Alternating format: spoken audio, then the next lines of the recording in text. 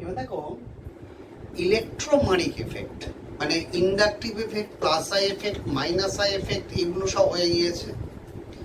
সেখানে plus I effect দিয়ে কার্বোক্যাটায়নের stability কি করে ব্যাখ্যা করা যায় সেটা বলেছি। প্লাস আই এফেক্ট দিয়ে কার্বন স্টেবিলিটি কি করে ব্যাখ্যা করা হয় বলেছি। মাইনাস আই এফেক্ট দিয়ে কার্বোক্যাটায়নের স্টেবিলিটি এবং মাইনাস আই এফেক্ট দিয়ে কার্বন আয়নের স্টেবিলিটি এগুলো ব্যাখ্যা করা হয়েছে। এইবার আরেকটা যে জিনিস মনে রাখতে হবে সেটা হচ্ছে ইলেকট্রোম্যানিক এফেক্ট। ইলেকট্রোম্যানিক এফেক্ট, এই ইলেকট্রোম্যানিক এফেক্টটা বলার আগে আমি দুটো টার্ম ইউজ করব। একটাকে বলবো আমি electrophile, electrophile and nucleophile. Electrophile কারা? যারা ইলেকট্রন লাভার্স।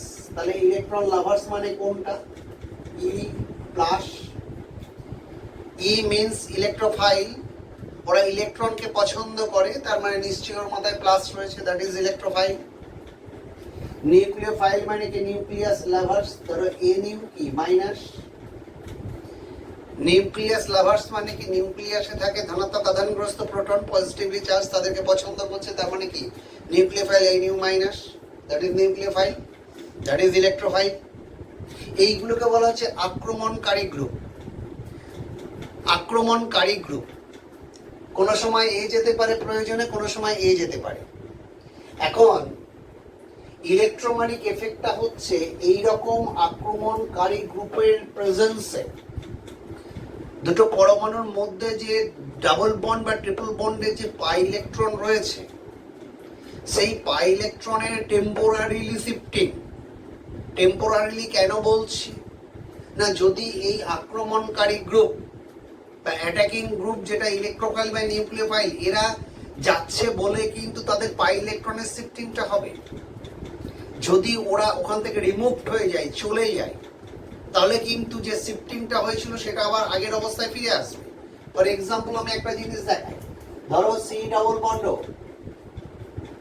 এক্ষেত্রে কি হয়েছে না, this is the pi bond present between the two atoms.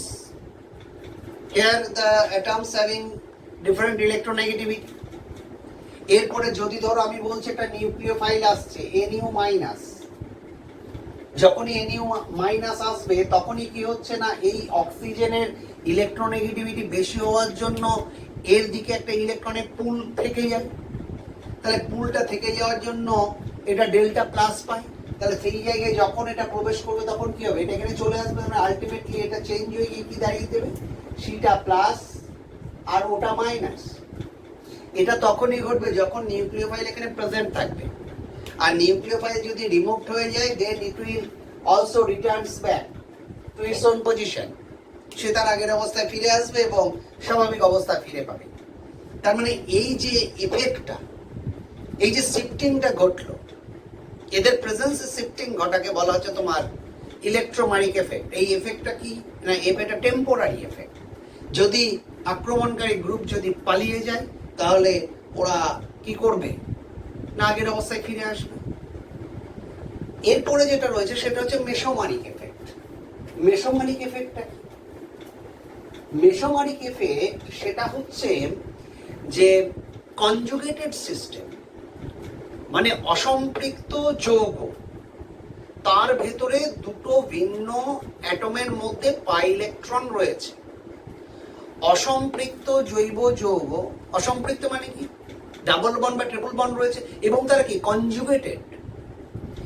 এই যে অসম্পৃক্ত ডাবল বন্ড বা ট্রিপল বন্ড রয়েছে এটা কনজুগেটেড। কনজুগেটেড মানে কি একটাই আছে, তারপরে নেই, তারপরে আছে, এবং সেখানে দুটো ভিন্ন মৌলের পরমাণুর মধ্যে পাই ইলেকট্রন রয়েছে। তো এর ক্ষেত্রে কি হয় যে কারোর প্রেজেন্সে নয়, এমনিতেই ওই পাই ইলেকট্রনের স্থানান্তর ঘটবে পার্মানেন্টলি স্থানান্তর ঘটবে। ইলেকট্রোম্যানিক এফেক্টে যেমন নিউক্লিওফাইলের প্রেজেন্সে বা ইলেকট্রোফাইলের প্রেজেন্সে পাই ইলেকট্রনের শিফটিং ঘটছিল ওটা টেম্পোরারি, কিন্তু এখানে কনজুগেটেড অসম্পৃক্ত জৈব যৌগ, যেখানে দুটো পরমাণুর মধ্যে পাই বন্ড রয়েছে, তাহলে এই দুটো ভিন্ন পরমাণুর মধ্যে পাই বন্ডের পার্মানেন্টলি শিফটিং হবে। এই যে ঘটনাটা, এই ঘটনাটাকে বলা হচ্ছে গিয়ে কি, মেসোমারিক এফেক্ট। যেমন ধরো আমি একটা এক্সাম্পল দিয়ে বলছি, CH2 double bond CH single bond CH2 double bond CH single bond C double bond OH, right? Here it is. এটা কি অসম্পৃক্ত জৈব যৌগ, এবং এখানে দেখো কনজুগেটেড সিস্টেম। কনজুগেটেড সিস্টেম মানে এখানে ডাবল বন্ড, তারপরে সিঙ্গেল বন্ড, তারপর ডাবল বন্ড, তারপর সিঙ্গেল বন্ড, এবং সেখানে দেখো দুটো ভিন্ন মৌলের পরমাণুর মধ্যে কি রয়েছে, পাই বন্ড রয়েছে। তাহলে কি হবে এখানে, না এই যে দুটো ভিন্ন মৌলের পরমাণুর মধ্যে এর ইলেকট্রোনেগেটিভিটি বেশি, তাহলে এই যে পাই বন্ডের শিফটিং হবে, যেহেতু অক্সিজেন ইলেকট্রোনেগেটিভিটি বেশি, তাহলে এটা কেমন জিনিসটা লাভ করছে, CH2 double bond CH CH2 CH CO minus Hটা প্লাস। এরপরে কি হচ্ছে না, এই যে পাই বন্ডটা এখানে শিফট করছে, যখনই পাই বন্ডটা শিফট করলো তাহলে প্লাস চার্জটা কার মাথায় চলে এলো, এর মাথায় চলে এলো। তাহলে এর আরেকটা রূপ কেমন দাঁড়িয়ে গেল,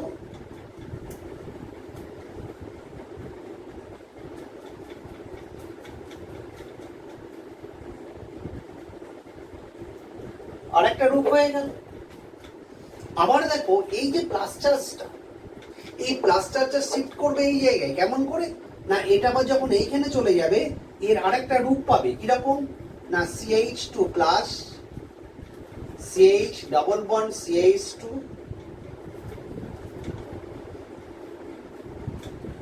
সরি এখানটা একটু ভুল হয়েছে, এটা CH2 হবে না, CH হবে, CH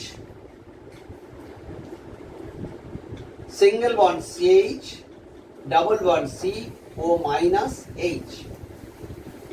এখন খেয়াল করে দেখো ও এর মাথায় মাইনাসটা কিন্তু রয়েই গেল, আর এই প্লাস চার্জটা কি করলো, বিভিন্ন জায়গায় ছড়িয়ে থাকছে। আমি আগেই বলেছি চার্জ যদি ছড়িয়ে যায় তাহলে সেটা স্টেবল হবে। তাহলে এই যে স্টেবিলিটিটা, তার মানে কি বললাম যে পার্মানেন্টলি শিফটিং হচ্ছে। তাহলে এই ঘটনাটাকে বলা হচ্ছে তোমার মেসোমারিক এফেক্ট। এই মেসোমারিক এফেক্ট অবশ্যই কনজুগেটেড সিস্টেম ছাড়া হয় না, মানে জৈব যৌগের মধ্যে কনজুগেটেড পাই বন্ড এবং সিগমা বন্ড থাকতে হবে। ফর এক্সাম্পল দেখাচ্ছি, যেমন ধরো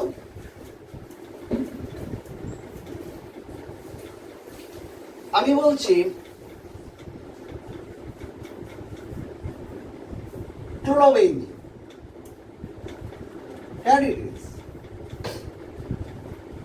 এই ক্লোরোবেঞ্জিন এখানেও তোমার মেসোমারিক এফেক্ট দেখানো যাবে। কিরকম না, এই যে লোন পেয়ারটা সেটা শিফট করবে, কিরকম এটা যখনই এখানে এলো সঙ্গে সঙ্গে কি হলো, এটা এখানে চলে এলো, তারপর দেখো পাই বন্ডের ইলেকট্রনের শিফটিং হচ্ছে,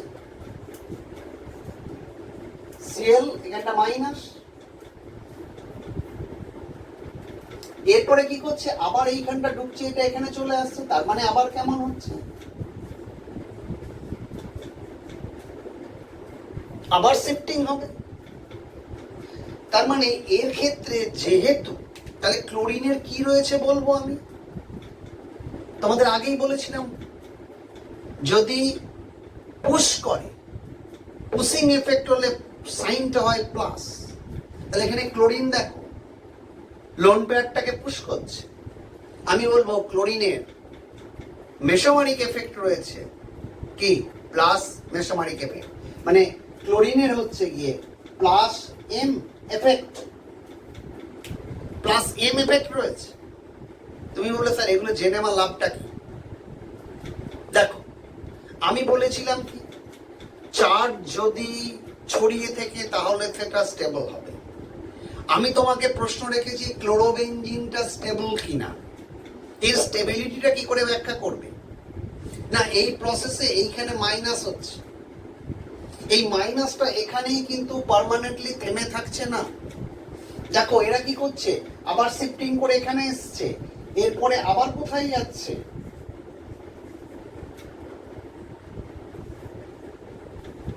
এখানটায় মাইনাস, হিয়ার ইট ইজ, আবার কি করছে, এটা এখানে যাচ্ছে, আবার এখানে চলে যাচ্ছে। তার মানে again they are returning back to its original position, but the double bonded presence inside the benzene ring, they changes their positions like this. Cell. তাহলে এই যে মেসোমারিক এফেক্ট, এই মেসোমারিক এফেক্টের আমার অ্যাপ্লিকেশনটা কি না, এর অ্যাপ্লিকেশনটা হচ্ছে এইটার সাহায্যে আমি কম্পাউন্ডার স্টেবিলিটিটাকে আমি কি করব, এক্সপ্লেইন করব। এবার দেখো এটা দেখালাম ক্লোরিনের কোন এফেক্ট রয়েছে, প্লাস এফেক্ট, প্লাস এম, মানে এরা যেহেতু পুশ করছে। আবার একটা দেখাচ্ছি, ধরো নাইট্রোবেনজিন, তাহলে নাইট্রোবেনজিন এই কম্পাউন্ডটা স্টেবল, তো সেখানে তো ডিফারেন্ট অ্যাটম রয়েছে, তাদের মধ্যে হচ্ছে পাই ইলেকট্রন রয়েছে, কনজুগেটেড সিস্টেম, তাহলে সেক্ষেত্রে কেমন, ধরো N double bond O like this, এটা শিফট করছে, দিয়ে এখান থেকে আমি যে স্ট্রাকচারটা গেইন করছি সেটা কোনটা, এইটা এন ও, এটা minus, nitrogen plus, like this, এটা হলো। এইবার কি করছে দেখো, এমনিতে নাইট্রোজেন ইলেকট্রোনেগেটিভ, তার উপর it is containing positive charge, makes the centre very much electron greedy. তার মানে এই সেন্টারটাকে অত্যন্ত ইলেকট্রন আকর্ষী কেন্দ্রে পরিণত করেছে। তখন কি করেছে, এই যে কনজুগেটেড সিস্টেমের এটা এখানে চলে গেল, তাহলে কি হলো জিনিসটা, ছবিটা দাঁড়িয়ে গেল এরকম, double bond N O minus O, দেখো নাইট্রোজেনের মাথায় প্লাস চার্জটা কিন্তু থাকলো না, সেটা কোথায় ঢুকে গেল, বেনজিন রিংয়ে ঢুকে গেল। যখন এই রিংয়ে ঢুকে গেল, তাহলে এটা কনজুগেটেড সিস্টেম, তাহলে এরা আবার কি করছে, এরা শিফট করছে, দেখো ছড়িয়ে পড়ছে আবার বিভিন্ন দিকে। তাহলে যদি এইরকম সিস্টেমটা হয়ে যায়, তাহলে কিন্তু কি করবে, দে গেট স্টেবিলিটি। তারপরটা কি করছে, এটা এখানে যাচ্ছে, এটা এখানে আসছে,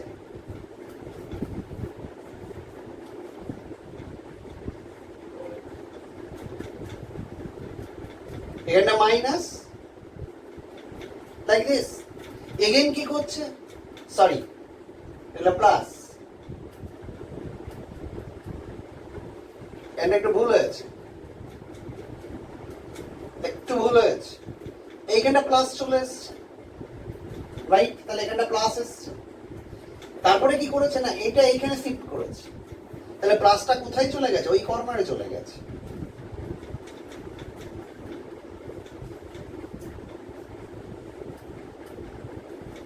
Here it is. Then finally কি করছে, এটা এখানটায় চলে আসছে, চলে আসলে কি হয়ে যাচ্ছে না, ছবিটা দাঁড়িয়ে যাচ্ছে এরকম, N O minus O, that is plus, কিন্তু কি করছে, ডাবল বন্ড তার পজিশনটা চেঞ্জ করেছে। তাহলে আমাকে যদি বলে নাইট্রোবেনজিন এই কম্পাউন্ডটা স্টেবল, কেন স্টেবল না, নাইট্রোজেনের মাথায় যে পজিটিভ চার্জটা ছিল ইনিশিয়ালি, সেই পজিটিভ চার্জ কিন্তু কোনো এক জায়গায় ওটা সীমাবদ্ধ রইল না, চারিদিকে ছড়িয়ে পড়লো, ডিলোকালাইজড হয়ে গেল। তাহলে যেহেতু NO2 গ্রুপ বেনজিন রিংয়ের পাই ইলেকট্রনকে কি করছে, পুল করছে, তাহলে আমি বলছিলাম পুল মানে কি, সিম্বলটায় মাইনাস দিয়ে কি করছে, মেসোমারিক এফেক্ট দেখাচ্ছে কনজুগেটেড সিস্টেমে।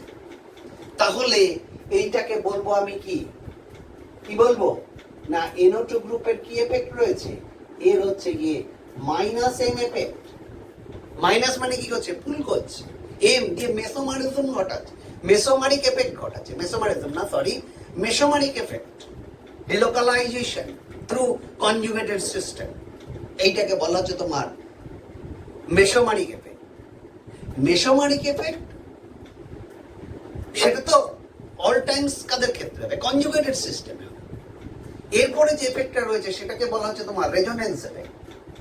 Resonance effect, mesomeric effect more or less same, কিন্তু রেজোনেন্স এফেক্টে অল টাইমস যে মেসোমার মানে তোমার কনজুগেটেড সিস্টেম হবে এমনটা নাও হতে পারে। দেখো রেজোনেন্স এফেক্ট, এটা নেচার অফ কেমিক্যাল বন্ডিং এ পড়িয়েছি, যে রেজোনেন্স এফেক্ট কি না ইকুইভ্যালেন্ট স্ট্রাকচার, মানে কোনো একটা পার্টিকুলার স্ট্রাকচার দিয়ে কোনো একটা কম্পাউন্ডের সমস্ত প্রপার্টিকে আমরা এক্সপ্লেন করতে পারবো না, তখন কি করব, লোন পেয়ার বা নেগেটিভ চার্জ বা হচ্ছে পাই বন্ডেড ইলেকট্রনের শিফটিং করবো, স্থানান্তর করবো। যেমন ধরো আমি একটা এক্সাম্পল দিয়ে বলি, আমি বলছি যে এনঅক্সাইড অ্যানায়ন এটা স্টেবল, এটা সুস্থির। কেন না এই যে নেগেটিভ চার্জ মানে দুটো ইলেকট্রন, সে কি করছে না এখানটায় ঢুকছে, এখানটা শিফট করছে, দিয়ে নতুন যে স্ট্রাকচারটা তৈরি করছে, that is like this again,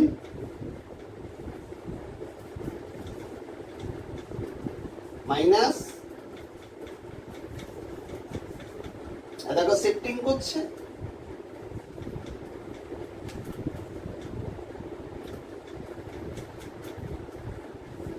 again কি করছে,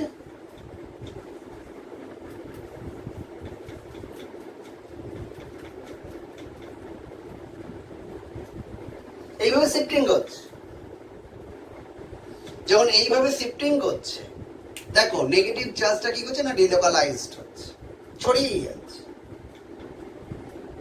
তাহলে এই ঘটনাটা হচ্ছে রেজোনেন্স এফেক্ট।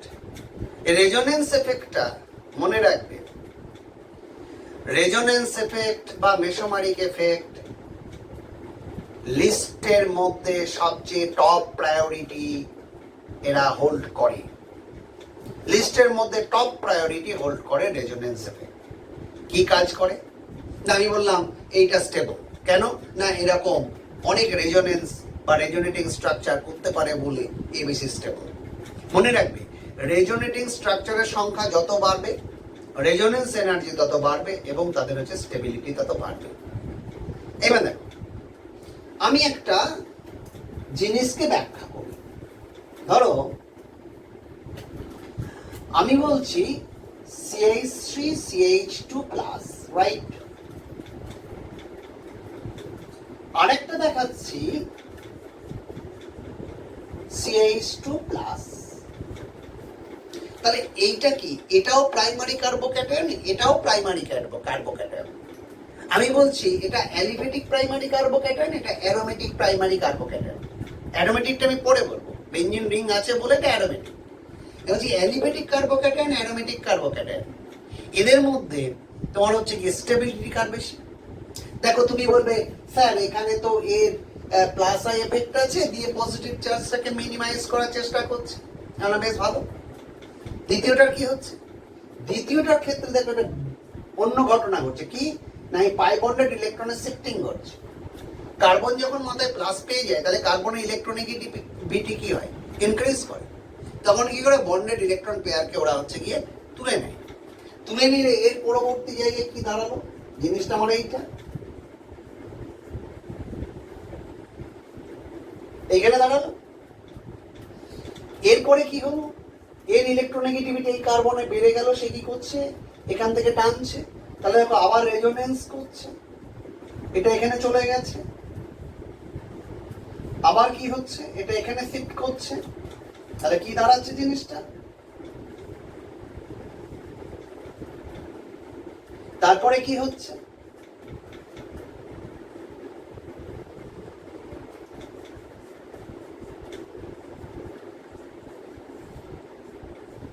এইখানে চলে আসছে। তাহলে কন্টিনিউয়াসলি ওরা এই প্রসেসটা ফলো করছে। আমি আগেই বলেছি রেজোনেন্স এফেক্ট সবচেয়ে বেশি এফেক্টিভ, যার জন্যে আমি যদি বেঞ্জাইল কার্বোক্যাটায়ন আর ইথাইল কার্বোক্যাটায়ন, এটা অ্যালিফেটিক এটা অ্যারোমেটিক, আমি যদি বলি কোনটা বেশি স্টেবল না যাদের রেজোনেটিং স্ট্রাকচার বা রেজোনেন্স আমি শো করাতে পারবো, আমি বলবো তারা বেশি স্টেবল, যার জন্য বেঞ্জাইল কার্বোক্যাটায়ন হচ্ছে বেশি স্টেবল, সেটা কি অ্যালিফেটিক কার্বোক্যাটায়নের চেয়ে। এইবার দেখো আরেকটা নতুন জিনিস বলি, যেটা হচ্ছে hyper conjugation. Hyper conjugation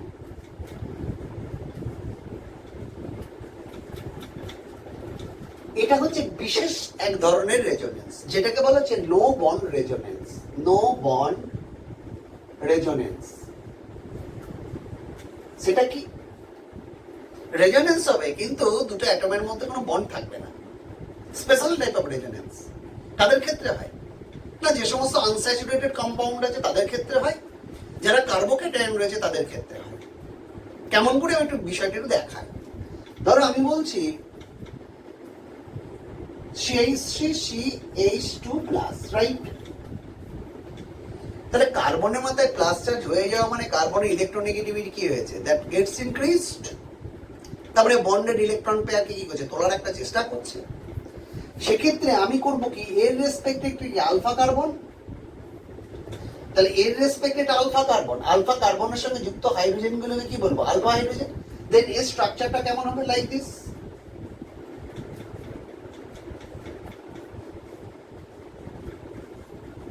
plus তখন করবে কি, এর স্টেবিলিটি ব্যাখ্যা করার জন্য করবে কি, এই CH বন্ডের যে sigma bonded electron pair shifting হবে এইখানটায়। শিফটিং হয়ে কি তৈরি করবে না, CH প্লাসটা এর মাথায় চলে আসবে, এখানে ডাবল বন্ড হবে, কিন্তু এই H প্লাসটা ওখান থেকে শিফট করবে না, ওইখানেই দাঁড়িয়ে থাকবে।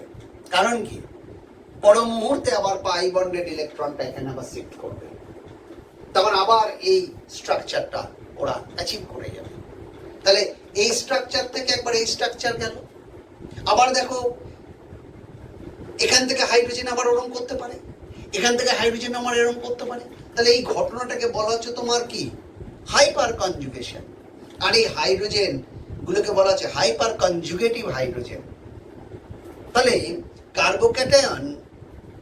কার্বোক্যাটায়নের যে কার্বনের মধ্যে প্লাস চার্জ রয়েছে তার রেসপেক্টে আলফা হাইড্রোজেন গুলো রয়েছে, তারা সবাই কি হাইপার কনজুগেটিভ হাইড্রোজেন। আর এটা একটা বিশেষ ধরনের রেজোনেন্স। তাহলে আমি যদি এর ক্ষেত্রে বলি, এর হাইপার কনজুগেশন কতগুলো হতে পারে, মানে 3টে হতে পারে, যেহেতু 3টে হাইড্রোজেন রয়েছে, 3টে হাইড্রোজেন এরকম করে দেখাতে পারে, এ দেখাতে পারে, এ দেখাতে পারে, এ দেখাতে পারে। তাহলে যাদের হাইপার কনজুগেটিভ হাইড্রোজেন যত বেশি হবে, তাদের স্পেশাল টাইপ অফ রেজোনেন্সটাও বেশি হবে, তার স্টেবিলিটি বেশি হবে। ঠিক তেমনি দেখো, তোমাদের যেমন বলেছিলাম aliphatic carbocation 1 degree, 2 degree, 3 degree, এটা 1 ডিগ্রি ক্ষেত্রে বললাম, ধরো 2 ডিগ্রি মানে এইটা, তার সঙ্গে দুটো CH3 রয়েছে।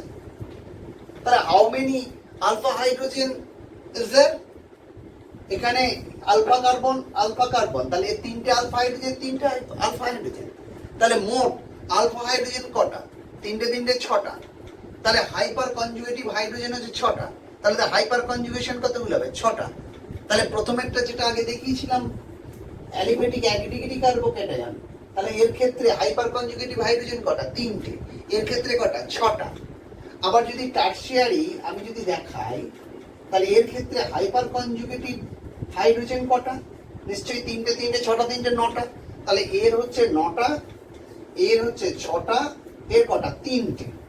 আমি বলেছিলাম যাদের হাইপার কনজুগেটিভ হাইড্রোজেন বা হাইপার কনজুগেশন যত বেশি হবে, তাদের স্টেবিলিটি কি হবে? তত বেশি হবে। তাহলে এটা সবচেয়ে বেশি স্টেবল, তারপরে এটা, তারপরে এটা, রাইট? বেশ, এইবার দেখো, যদি পাই বন্ডেড কম্পাউন্ড হয় তাদের ক্ষেত্রে হাইপার কনজুগেশন কেমন করে ব্যাখ্যা করবে। ধরো আমি বলছি এই কম্পাউন্ডটা CH2CH3, নাম হচ্ছে কি? বিউটিন, নাম হচ্ছে বিউটিন। আরেকটা কি না, ধরো এইটা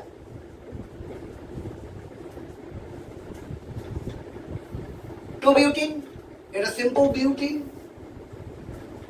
মানে বিউটোয়ানিন, এটা হচ্ছে গিয়ে বিউটুইন।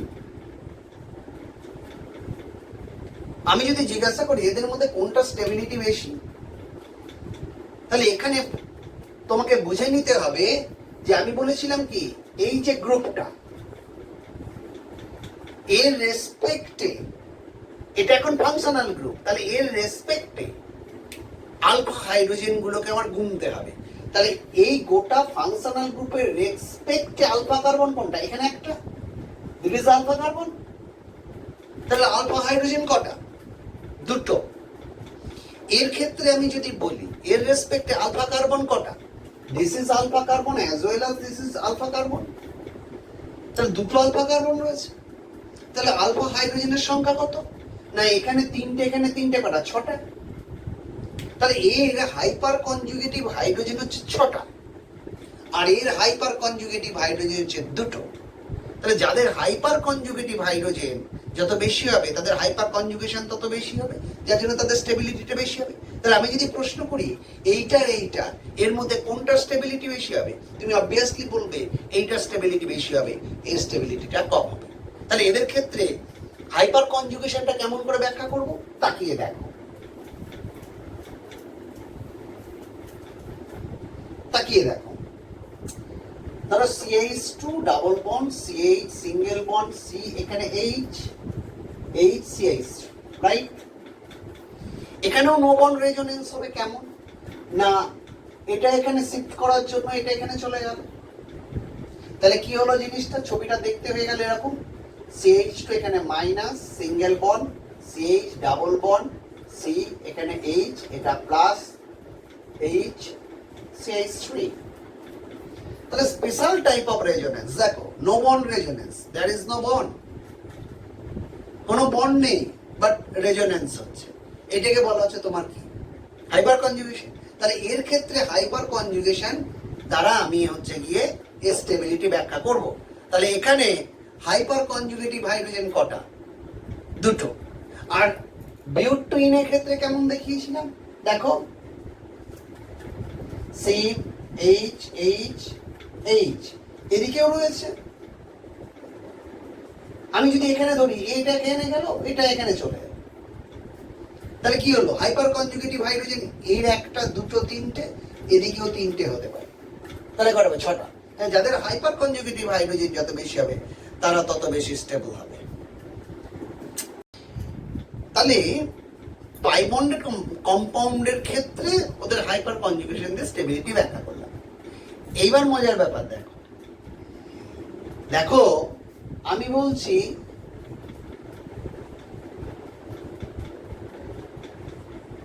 here it is, এটার নাম হচ্ছে টলুইন। এর স্টেবিলিটিটাও আমি এক্সপ্লেন করব। না এই কম্পাউন্ডটা স্টেবল, কেন স্টেবল? স্টেবিলিটির কারণ হচ্ছে কি হাইপার কনজুগেশন। কেমন কি দেখ, এখানে এই কম্পাউন্ডটাকে আমি এরকম ভাবে লিখছি, CH H H, এখানেও একটা হাইপার কনজুগেশন লক্ষ্য করা যায়। তাহলে অ্যারোমেটিক কম্পাউন্ডের ক্ষেত্রে এই যে হাইপার কনজুগেশনটা লক্ষ্য করা যাচ্ছে, এই ঘটনাটাকে বলা হচ্ছে বেকার-নাথান এফেক্ট। বেকার-নাথান এফেক্ট। তার মানে অ্যারোমেটিক রিং এর সঙ্গে যখন অ্যালকিল গ্রুপ অ্যাটাচ থাকবে, সেখানে হাইপার কনজুগেশন দ্বারা তাদের যে স্টেবিলিটিটা ব্যাখ্যা করা হয়, এই ঘটনাটাকে বলা হচ্ছে তোমার বেকার-নাথান এফেক্ট। কেমন দেখো, এটা এখানে যেই গেল, এটা এখানে চলে এলো, তাহলে ছবিটা কেমন বানিয়ে গেল?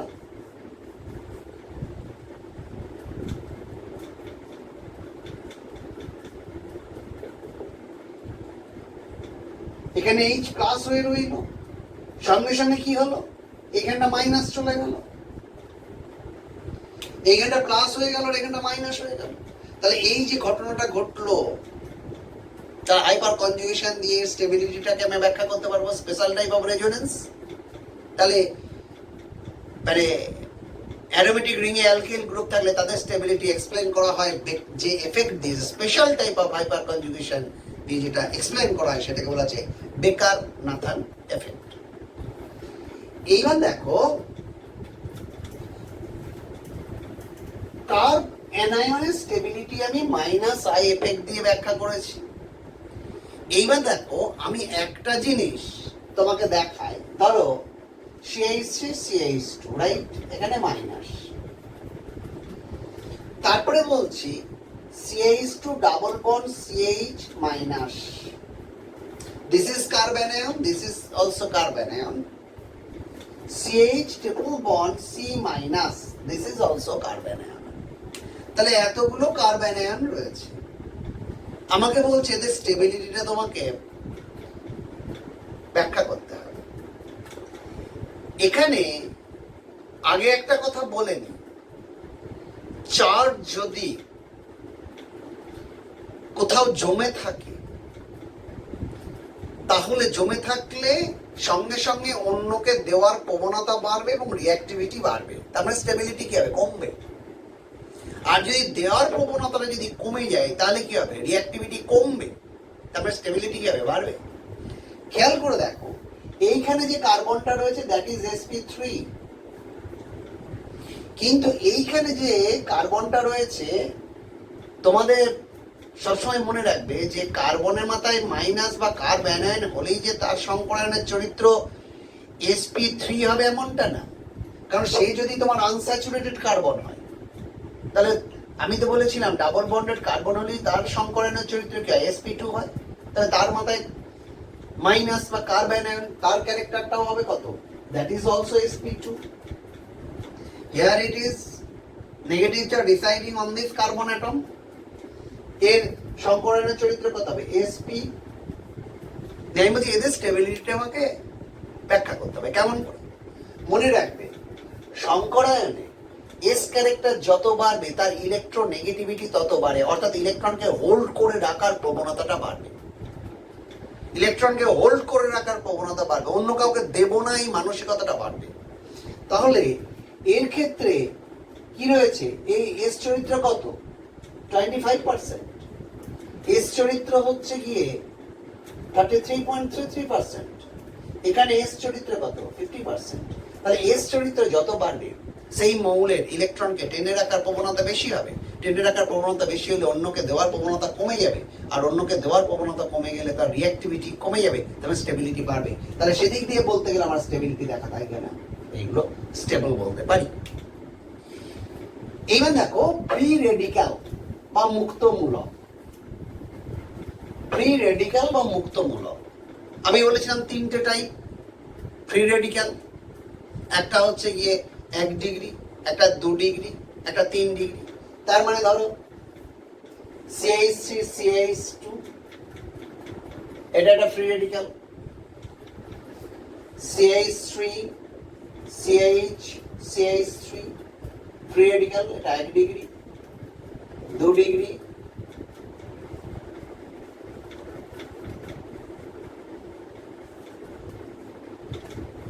3 ডিগ্রি ফ্রি রেডিক্যাল। আমি বলেছিলাম কালকে ফ্রি রেডিক্যালের যে গঠনটা সেই গঠনটা ছিল কেমন না, সেন্ট্রাল কার্বন অ্যাটম কি sp2 হাইব্রিডাইজড, তাহলে তিনটে গ্রুপ তিন দিকে বা অ্যাটম তিন দিকে থাকবে, কিন্তু একটা pz অরবিটাল সেটা ভ্যাকেন্ট থাকবে, that will reside perpendicular to the plane, এবং ওই একটা ইলেকট্রন ওই যে pz অরবিটাল যেটা প্লেনের সঙ্গে পারপেন্ডিকুলার রয়েছে তার মধ্যে থাকবে। এখন এখানে তিনটে টাইপ ফ্রি রেডিক্যাল বলা হয়েছে, কোনটা স্টেবল বেশি, এখানেও তোমাকে ইউজ করতে হবে হাইপার কনজুগেশন। কেন কি একটু লক্ষ্য করো, আমি প্রথমে প্রাইমারিটা ধরে কাজ করছি। এক্ষেত্রে ধরো CH2, এখানে H H H, রাইট। তাহলে এখানে কি সিগমা বন্ডেড ইলেকট্রন পেয়ার রয়েছে, সিগমা বন্ড, ওখানে ইলেকট্রন পেয়ার রয়েছে দুটো। তার ক্ষেত্রে হবে কি, এখান থেকে একটা ইলেকট্রন এখানে এলো আর এইটা একসঙ্গে এখানে এলো, তাহলে দুজন মিলে কি তৈরি করলো, ডাবল বন্ড তৈরি করলো। তার মানে এইখানে খেয়াল করে দেখো, এই হাইড্রোজেনটা সে কি পেল, একটা ইলেকট্রন লাভ করলো, আর এখানে কি হয়ে গেল, ডাবল বন্ড তৈরি হয়ে গেল, রাইট। তাহলে এই যে ফ্রি রেডিক্যালটা আমার তৈরি হলো, এই যে ফ্রি রেডিক্যালটা আমার তৈরি হলো, তাহলে কি special type of resonance, no bond, কোনো বন্ড নেই, তাহলে এটা কি হাইপার কনজুগেশন। তাহলে আমি যদি বলি প্রাইমারি ফ্রি রেডিক্যালের ক্ষেত্রে হাইপার কনজুগেটিভ হাইড্রোজেন কটা আছে, 3টে। আমি যদি এর ক্ষেত্রে বলি তাহলে হাইপার কনজুগেটিভ হাইড্রোজেন কটা আছে, 3টে 3টে 6টা, 3টে 3টে 6টা আছে। আর এর ক্ষেত্রে হাইপার কনজুগেশন কটা আছে, 9টা হাইপার কনজুগেটিভ হাইড্রোজেন রয়েছে, 9টা। তাহলে আমি বলেছিলাম যাদের হাইপার কনজুগেশনের সংখ্যা যত বেশি হবে তাদের স্টেবিলিটি তত বেশি হবে। তাহলে 3 degree free radical obviously much more stable than secondary than primary. তাহলে ফ্রি রেডিক্যালের স্টেবিলিটির অর্ডারটাও আমি দেখিয়ে দিলাম। বেশ, এইবার দেখো একটা মিক্সড কার্বোক্যাটায়নের মিক্সড একটা অর্ডার দেব, সেখানে তাদের স্টেবিলিটির অর্ডারটা তোমাকে বলতে হবে।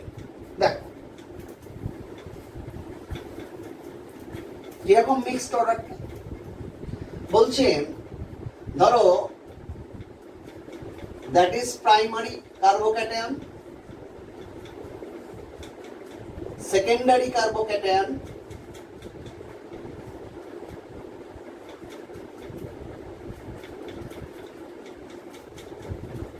টারশিয়ারি কার্বোক্যাটায়ন, দ্যাট ইজ এগুলো কি, এগুলো অ্যালিফেটিক কার্বোক্যাটায়ন। অ্যারোমেটিক কার্বোক্যাটায়নের ক্ষেত্রে ধরো এটা হচ্ছে গিয়ে প্রাইমারি কার্বোক্যাটায়ন বাট অ্যারোমেটিক, এটাও সেকেন্ডারি কার্বোক্যাটায়ন বাট অ্যারোমেটিক।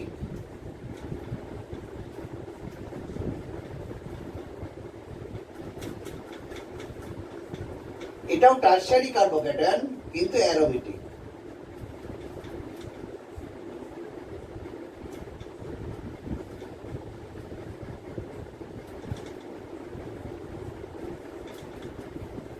এখন প্রশ্ন হচ্ছে এদের মধ্যে স্টেবিলিটির অর্ডারটা হবে কি? অ্যালিফেটিকের ক্ষেত্রে প্রাইমারি, সেকেন্ডারি, টারশিয়ারি, অ্যারোমেটিকের ক্ষেত্রে যে মিক্সড করা আছে। সব সময় মনে রাখবে রেজোনেন্স এফেক্ট, মানে কার্বোক্যাটায়নের রেজোনেন্স যদি আমি দেখাতে পারি তাহলে সেটা সবচেয়ে বেশি স্টেবল হবে। মানে এদের অর্ডারটা হচ্ছে রেজোনেন্স এফেক্ট সবচেয়ে বেশি এফেক্টিভ, তারপরে কে হাইপার কনজুগেশন এফেক্ট, তারপর কে ইন্ডাকটিভ এফেক্ট। এগুলো হচ্ছে order. Resonance effect top priority, greater than hyper conjugation, greater than কোনটা, ইন্ডাকটিভ। তাহলে এবার দেখো এই যে কার্বোক্যাটায়নটা রয়েছে টারশিয়ারি কার্বোক্যাটায়ন কিন্তু অ্যারোমেটিক, তাহলে এখানে রেজোনেটিং স্ট্রাকচার অনেক বেশি, যার জন্য এর স্টেবিলিটি সবচেয়ে বেশি। একটু কম, তাহলে ওর থেকে একটু কম, তার মানে সবচেয়ে টপ প্রায়োরিটি পাবে। তারপরে এইবার দেখো তোমার মনে হতে পারে স্যার এইটা বেশি স্টেবল হবে না এইটা বেশি, অ্যালিফেটিকটা বেশি স্টেবল হবে। এখানে যে সিকোয়েন্সটা পেয়েছো সেখানে কি রেজোনেন্স যদি একটাও হয় তাদের স্টেবিলিটি বেশি হবে। তো সেদিক দিয়ে দেখতে গেলে এ স্টেবল এটার থেকে, মানে এর থেকে বেশি স্টেবল, তাহলে এর স্টেবিলিটি হচ্ছে কি এর থেকে বেশি। এর স্টেবিলিটি যেহেতু রেজোনেন্স দেখাতে পাচ্ছে এর স্টেবিলিটি এর থেকে বেশি, তাহলে দেখে এইটা এবার তখন কোথায় কোন ইফেক্টে পড়ে গেছে, সবকটা এবার হাইপার কনজুগেশনে পড়ে গেছে। অ্যারোমেটিকের রেজোনেন্সে ছিল, তাদের স্টেবিলিটি অর্ডার দেখিয়ে দিলাম, তারপরে এগুলো কি হাইপার কনজুগেশনে পড়ে গেছে, তাহলে এর স্টেবিলিটি এইটা থেকে বেশি, তাহলে এর হাইপার কনজুগেশন ওর থেকে বেশি, যার জন্য এর স্টেবিলিটি এর থেকে বেশি। তাহলে এইভাবে অ্যালিফেটিক অ্যারোমেটিক যদি মিক্সড করে দেওয়া থাকে কার্বোক্যাটায়নে, তাহলে তার ক্ষেত্রে স্টেবিলিটির অর্ডারটা হচ্ছে কি সেরকম দেখাবে। এইবার যদি কার্ব অ্যানায়নের বলি তার ক্ষেত্রে কেমন তুমি স্টেবিলিটি অর্ডারটা দেখাবে? মেন থিম ফলো করতে হবে এটা, resonance greater than hyper conjugation greater than inductive effect. এবার দেখো যদি এটা কার্ব অ্যানায়ন, আমি সব কটাকে আমি অ্যানায়ন করে দিচ্ছি।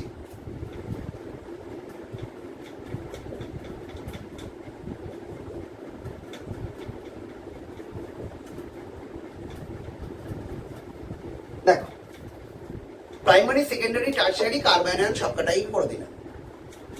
খেয়াল করে দেখো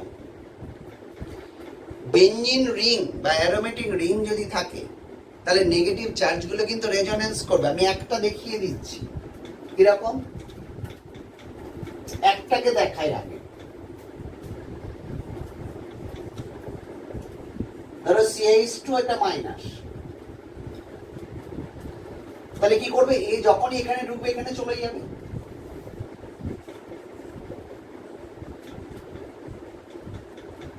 আবার দেখো এখানে রেজোনেন্স করছে,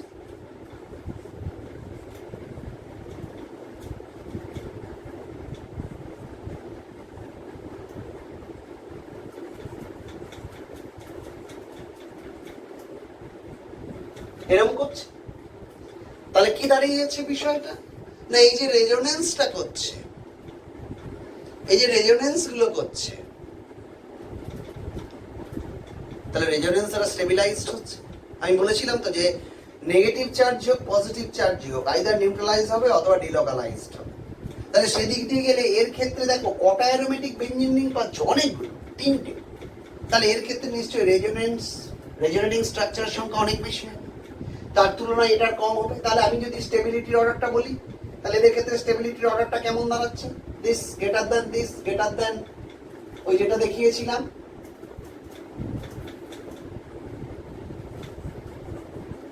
CH2 মাইনাস। এই কিন্তু অ্যালিভেটিকের ক্ষেত্রে কি হলো?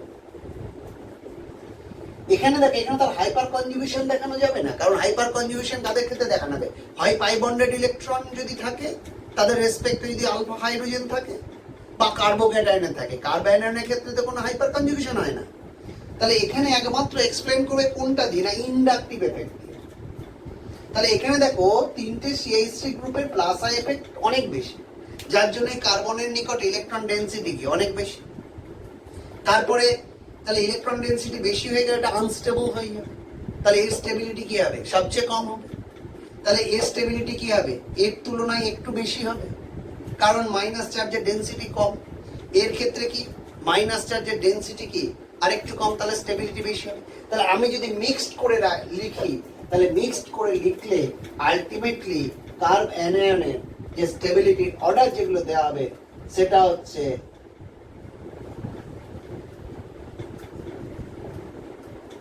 তিনটে বেঞ্জিন রিং গ্রেটার দ্যান দুটো বেঞ্জিন রিং,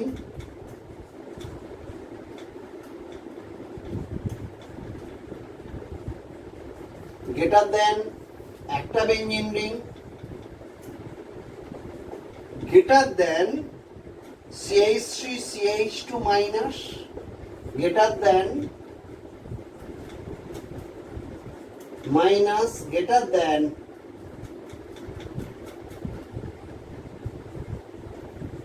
মাইনাস। এটা হচ্ছে মিক্সড কার্ব অ্যানায়নের যে তোমার অর্ডারটা, সেই অর্ডারটা হচ্ছে যেমন এইটা। এইবার দেখো কার্বিন। কার্বিন কার্বিন জিনিসটা কি? কার্বিনটা হচ্ছে কার্বন, ধরো এরকম রয়েছে CCl2, এটার নাম বলেছে ডাইক্লোরো কার্বিন।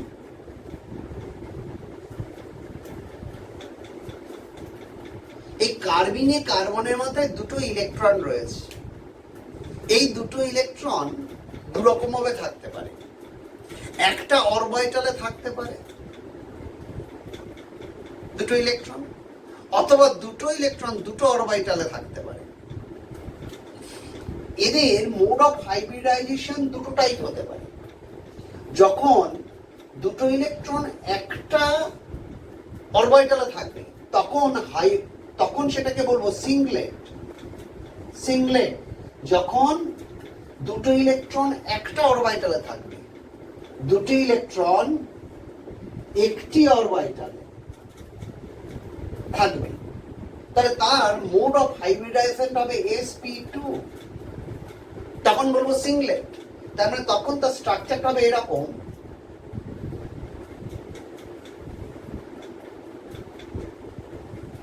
এটা pz অরবিটাল, এটা sp2, এখানে ক্লোরিন আছে, এখানে ক্লোরিন আছে, এরাও দুজনে sp2, ক্লোরিন এটাও sp2, এটাও sp2, আর pz অরবিটালটা ফাঁকা রয়েছে, এখানে একটা ইলেকট্রন, এখানে দুটো ইলেকট্রন রয়ে গেছে।